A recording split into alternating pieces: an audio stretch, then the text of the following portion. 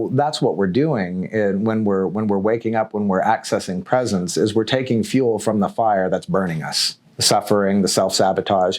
And when we take away that fuel, that's enough. We just need to make a habit of taking away that fuel.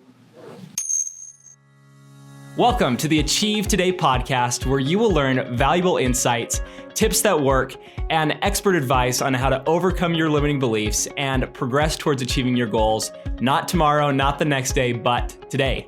My name is Gil McIff, and I am your host for this podcast episode, where we will be diving deep into presence and living in the now. Now, as you can imagine, this is a very broad topic, but to help us understand it a little bit more, we have brought in Gil McIff, who has been with Achieve Today since 2003, and he has a variety of skills in personal development, one especially being presence and living in the now. Gil is an amazing coach, and we're excited to have him on the interview. So enjoy. So I have the one and only Gil McIff with us today. Yep. And Gil has been an executive coach at Achieve Today since 2003? 2003. Man, you're one of the old ones here. Almost 17 years. Jeez. Holy moly. At this point, you've probably coached tens of thousands of people? Nah, but yeah, thousands. Thousands of people, yeah. Which is very impressive. And Gil, one thing that I am continually impressed with you on is you come into the office every single day and you bring such a positivity and light, and I'm just amazed at how you can continue with that energy. And so talking about presence, and we'll just dive right into this, talking about presence and living in the now, do you believe that has contributed to your happiness and positivity over the years? Or have you naturally just always been that way? Yeah, both. Presence is consciousness reclaimed from the mind. So you are that consciousness. It's not like you have consciousness. You are consciousness. People that are more spiritual or religious might prefer to say soul or spirit, and that works too. You are the soul. You don't have a soul. You are the soul. And presence is that reclaimed from the mind. So when it's fused to the mind, then it's identified with all of your stories, and then you have your pleasure and pains, I like and I don't like, your goods and the bads. And this gives you a kind of a baseline attitude in life, a baseline personality. Your highs and lows averaged out, that's where you're going to be if your mind identified. When you reclaim consciousness or soul back from the mind, that on a scale of 1 to 10, that what you are is a 10. So what altitude are you flying at? What kind of mood are you in? What's your attitude, right? That's your baseline. That's your average that you're identifying with the world as, or how you're being in the world. But again, that's conditioned. So as somebody would cultivate mindfulness or meditation practice, ultimately what they're doing is they're cultivating that reclamation of consciousness or soul from the mind. And so it's no longer a conditioned state. It's a natural state of joy. So anybody that's pursuing that is going to wake up to that authentic nature, and that authentic nature is much higher than whatever their average state is. Okay. So I've spent some time with that. It's a favorite subject, if you will. It's my passion. That's why I'm hosting the Spirituality Mastermind with Achieve Today.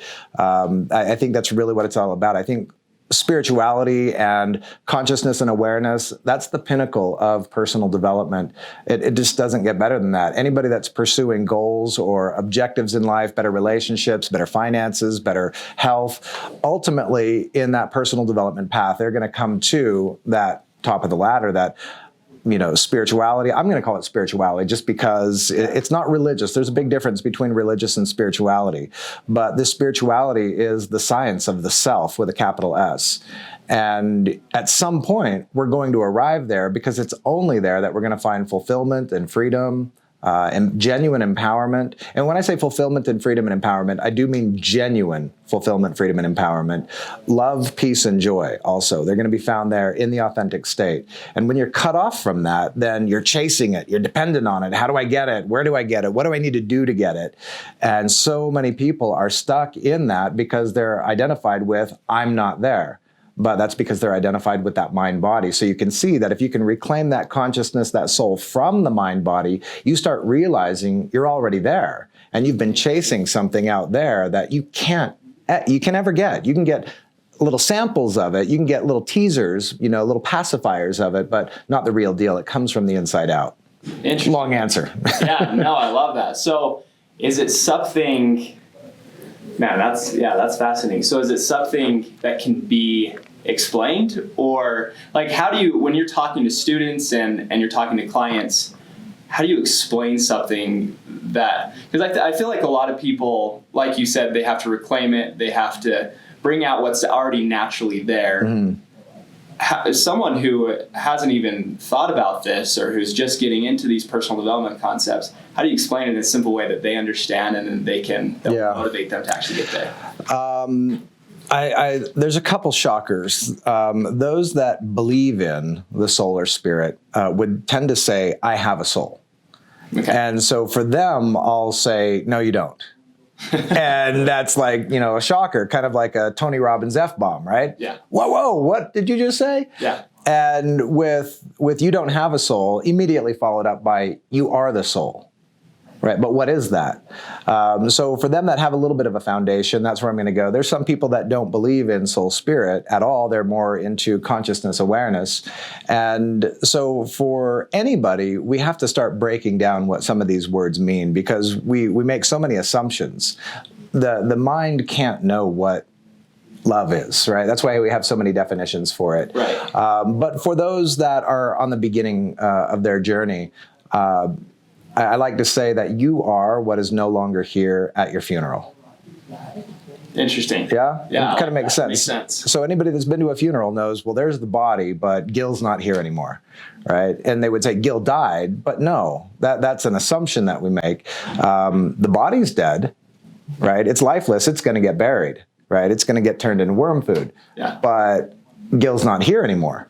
Now there's a lot of, debate on where is Gil now, or where is that soul, or where is that consciousness. But the fact is that's what you are, and you are that right now, and it's not the body and it's not the mind. So immediately we have the client starting to go, that makes sense. Yeah.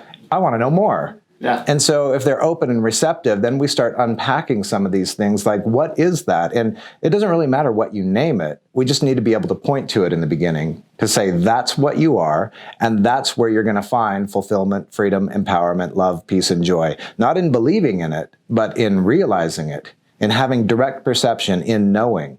Would you rather believe that you're going to win the lottery, or know that you're going to win the lottery? Oh, yeah. No, right? Yeah, There's so much more confidence in that. Yeah. And so would you rather believe in I have a soul, or know I am the soul? Right? It's a big difference. And so we kind of tease people along the way with a little bit more insight, and then we'll give them practices to help them realize it for themselves. So it's not about believing it. Okay. It's really exciting. Interesting. Yeah. So it's a knowing, which is cool. It's got to be a knowing. Well, you said some things to practice it. What are some common things that you give people in the beginning, or maybe if they're at the more advanced level, what are some things across the spectrum that you give to people to practice presence, to practice consciousness? I'm sure that's a broad. It is a really broad subject. Yeah. You've heard the term mindfulness. Everybody's heard the term mindfulness. Mindfulness is like practicing presence. And it's you're cultivating that process of paying attention, of being focused, of being present to what's going on. So a mindfulness practice might say, when you're eating, eat. When you're talking, talk. But don't mix the two. One thing at a time, be fully engaged in it, savor your food, bless your food, ingest your food, take it in with receptivity, with gratitude, and, with intention.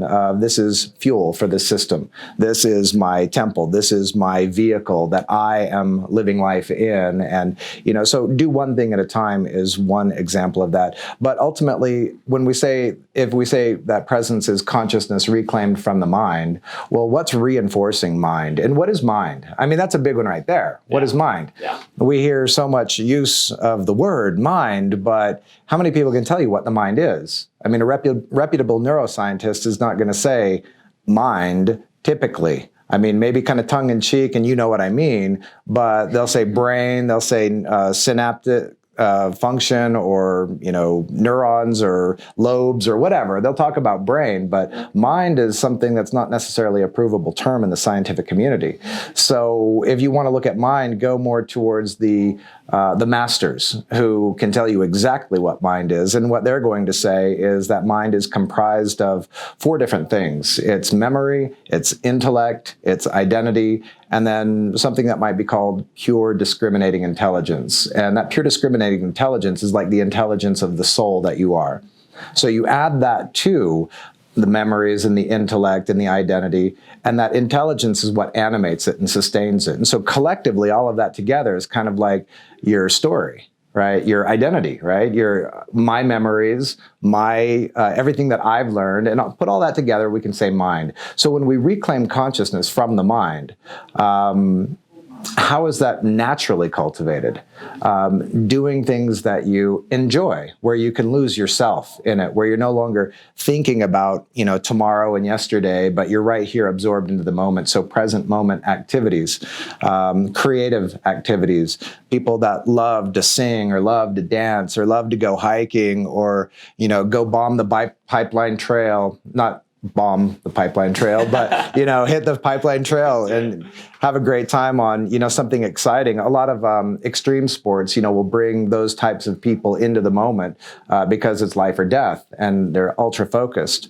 But absolutely, positively, definitely, there is no substitute for meditation. So we need to address that sooner than later with people. And then what's meditation and, which kind of meditation is right for me? So much out there, but creative acts, play is a big one. Play. I mean, children, look at children. Yeah. Right. Children playing, they're there already. They're not so much caught up in, these obligations for the future and to pay the bills and these regrets over the past. They're just more so present already. Yeah. And so look to the children. They're a great example. What are children doing?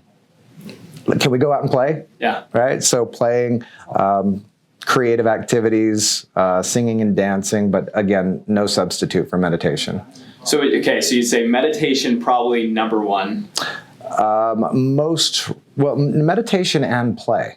Okay. Yeah, both together. Play is how we're already doing it naturally. What do you love to do? How do you like to let off steam? Right. Now, there's constructive and destructive ways to let off steam. You could have an addict that's going to the bar to let off steam, just a few more drinks and I'm there. Yeah. Or, you could have a sex addict, or you could have a habitual shopper, a spending addict. And that feels like a letting off of steam. They get back into this natural state. But in the play sense, what do you do physically? And there now you could have a sex addict, right? So somebody who gets addicted to porn, we have a lot of that coming through our system where people are, saying, I really have this challenge with pornography, or, we even have Sex Addicts Anonymous. This is the number 1 activity that takes you out of soul, spirit, consciousness, awareness, and into mind, body, identity. Number 1 activity. So we're going to shine a light on that.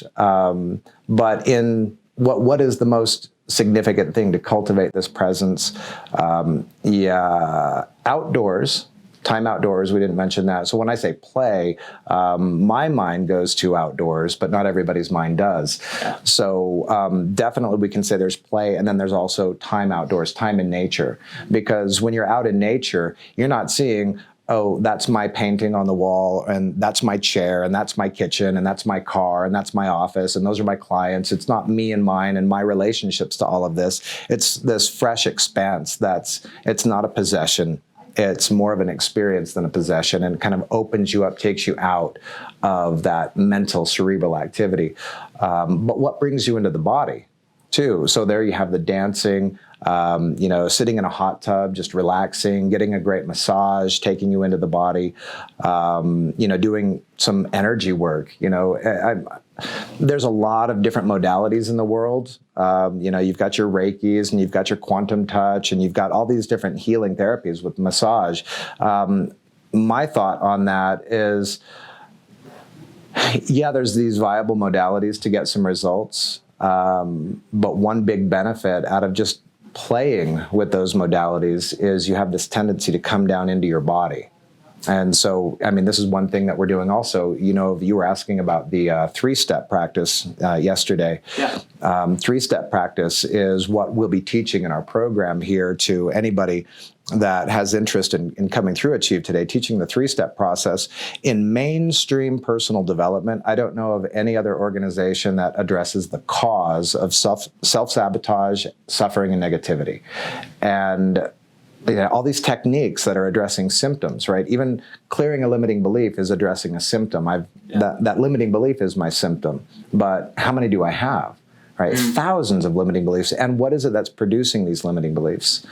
So addressing the cause, really the cause is the mind-identified state. When I'm stuck to the mind-body identity, that's called ego. This is the limited sense of self. So the 3-step practice that those of you that are interested, that'll be learning about it in our program. It is about disidentifying from the mind-body, not getting rid of, not resisting, but creating a distance between, so you can now be the observer and the witness of your conditioning and your programming and your emotions and your thoughts much more easily than judging, saying, oh, I've got this, I need to get rid of that, and I don't like, all of that kind of stuff. So there's a lot of different ways is the short answer, and all of that was the long answer. No, I appreciate it. That helps a lot. Well, and in emotions like anger and frustration and things like that, would you say that's ego? Is that ego in the sense of... Yeah, so negative emotion then. Okay. Negative emotion. So if you put emotion on a scale of 0 to 10, 5 would be neutral, and anything below that would be called negative emotion. Okay. Now, there's fight or flight, right? If you're in danger, you're going to have some adrenaline and cortisol pumping through your system, and that is going to be added to your point of view. If you're not hurt yet, but it seems imminent, what's the word? Imminent? Imminent. Yeah. It's going to happen. If it appears that it's going to happen, and here's this adrenaline and cortisol, you're either going to run as fast as you can, you're going to prepare to fight, but most likely your emotional state is going to be fear, right? Yeah. Because there's this threat. Now, if you come out of the grocery store and you find that somebody keyed your car, right?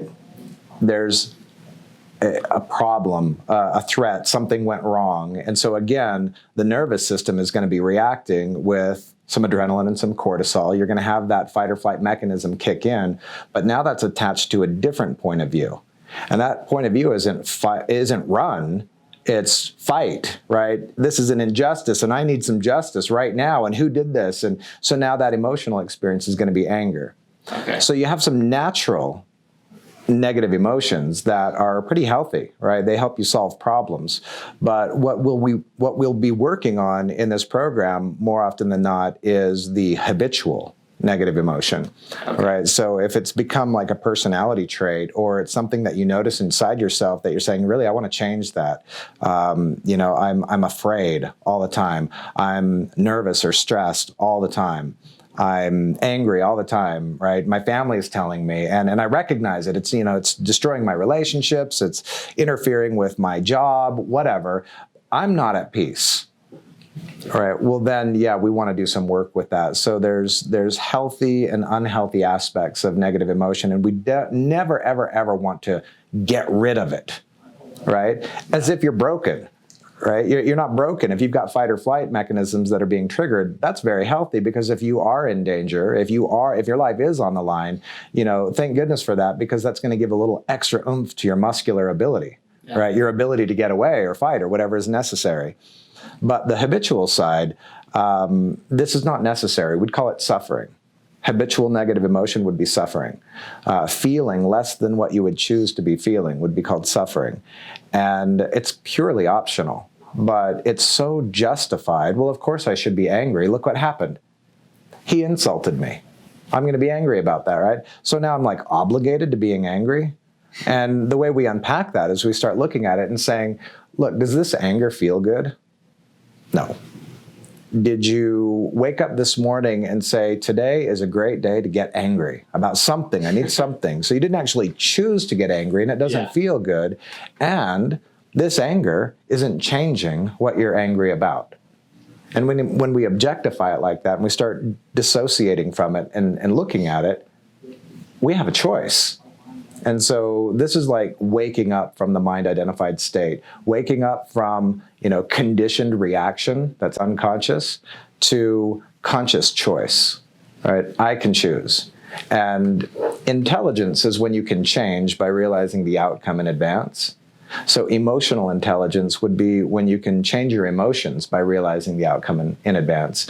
And everybody that knows law of attraction knows what you think, what you feel is what you're attracting, especially if it's habitual. Right? It's electromagnetic energy. You're attracting this to you. So if you're feeling less than what you would choose to be feeling, you're also feeding less than what you would choose to be feeding. And that's called self-sabotage. So there's a way out. And that's what's so exciting about what we do here is we show people how to get out of that, not by getting rid of it, because it itself is resistance. A negative emotion is resisting something, right? Yeah. And so if it's there, and you start resisting that, you're resisting resistance. And now it's like two wrongs are going to... equal right?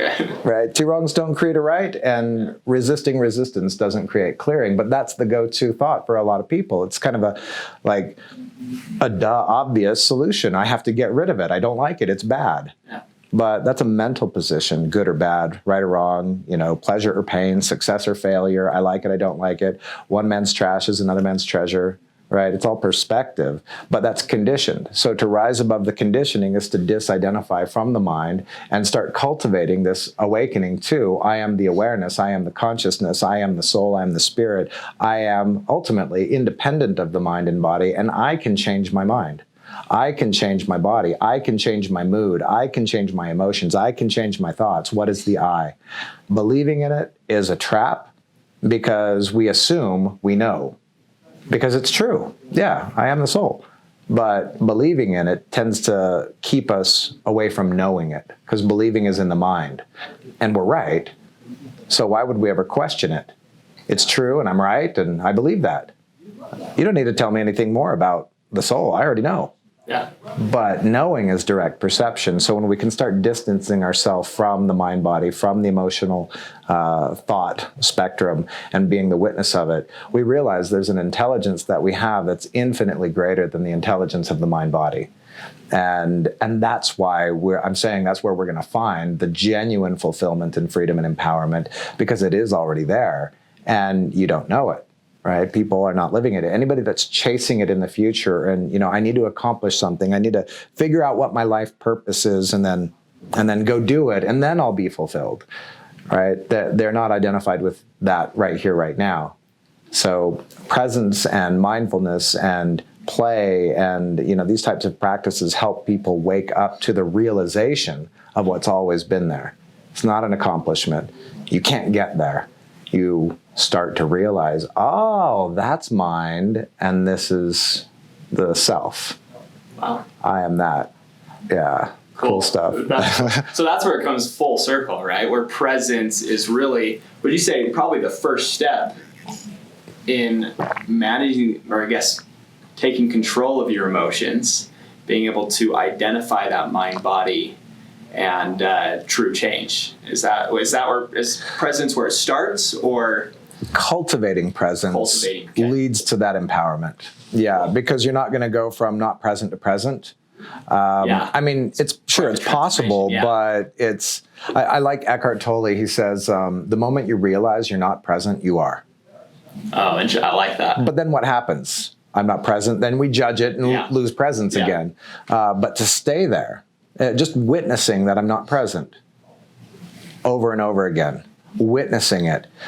Too often, the people out there, the clients that I'll work with, will say something to the effect of, well, now that I'm witnessing it, how do I get rid of it? Right? And it's the first. if you take away fuel from the fire, you don't need to put the fire out. Right? It's going to go out on its own. Yeah. And so that's what we're doing when we're waking up, when we're accessing presence, is we're taking fuel from the fire that's burning us, the suffering, the self-sabotage. And when we take away that fuel, that's enough. We just need to make a habit of taking away that fuel. Right? Yeah. It'll go out. Yeah. Because that fire, it should be burning. How do you know it should be burning? Because it is. Yeah. Right? It is. To resist what is a mild form of insanity. Again, Eckhart Tolle. Resisting what is a mild form of insanity. So there's this fire burning. I have this bad habit. I have this terrible disposition. I have these negative, attitudes. I have all these limiting beliefs. How do I get rid of them? I don't like them. I'm resisting them. No, they should be there. There's a reason that they're there, and they're there serving a purpose, right? Something is burning, right? When it burns out, you're done.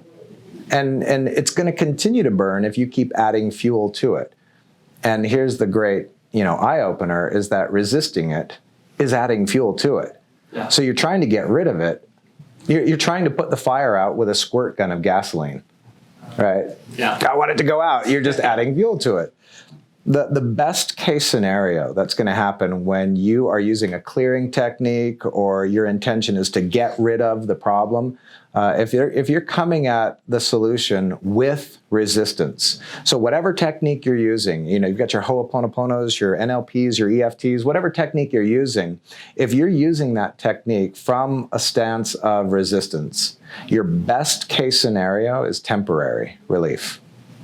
Best case scenario. So because it was a great technique, it worked. Right. Now I feel better. And an amateur coach is going to say, yeah, we just cleared your limiting belief. Well, you cleared the symptoms of it. Yeah. Right? There's a lot more to it than that. But when you're reclaiming consciousness from the mind, if you're successful at that, you don't need to clear any blocks. You don't need to clear any limiting beliefs. You're free. Right? Now, all of these blocks and limiting beliefs are like reading a book that's teaching you something. It's like, oh, that has a value for me, rather than, oh, that's my problem. What's the message here? What's the purpose of a symptom? Whether it's physical or mental or emotional, a symptom says place attention here. So we place attention there, and then what? We kind of assess, we realize, we notice what's going on.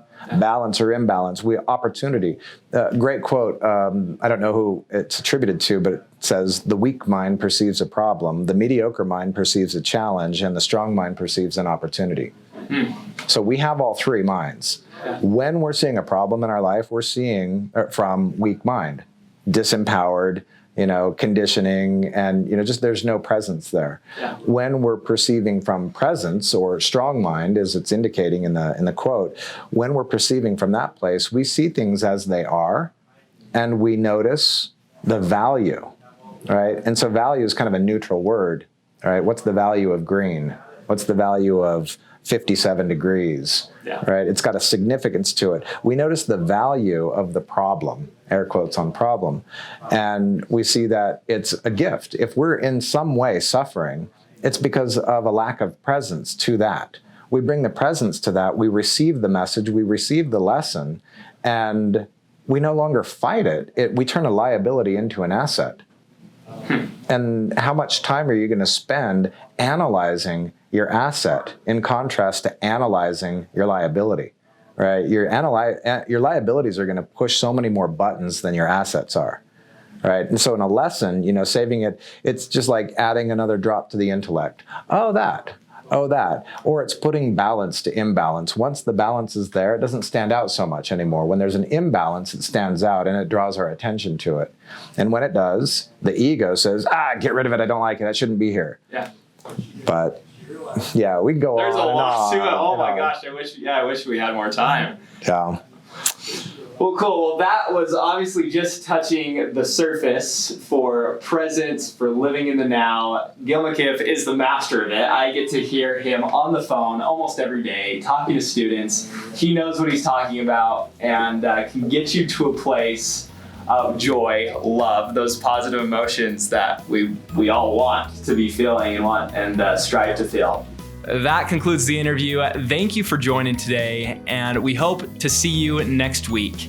If you'd like to learn more about Gil, then go on to achievetoday.com/coaches, where you can learn about him, some of the background that he has, and some of the things that he's really, really good at in the personal development world.